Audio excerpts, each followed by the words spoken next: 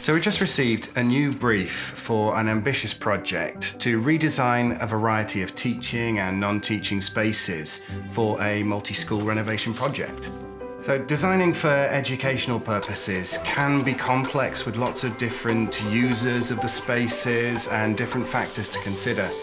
And it's my job to find the right specification from the hundreds of products on offers from a range of manufacturers.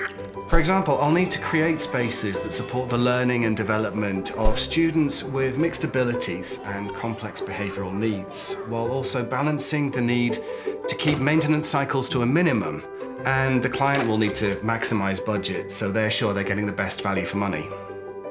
I've worked on a number of education projects, but it's always good to have independent research and insight, which is why I refer back to the Dulux Trade Occupant-centered colour and design website. It covers design and product solutions for a range of sectors, including education. Once you're in the education section, there are so many useful tools to choose from.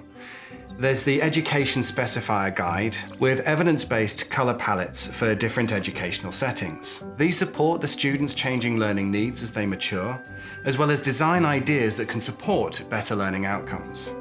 It also guides you to the best performance products for the demands of the sector.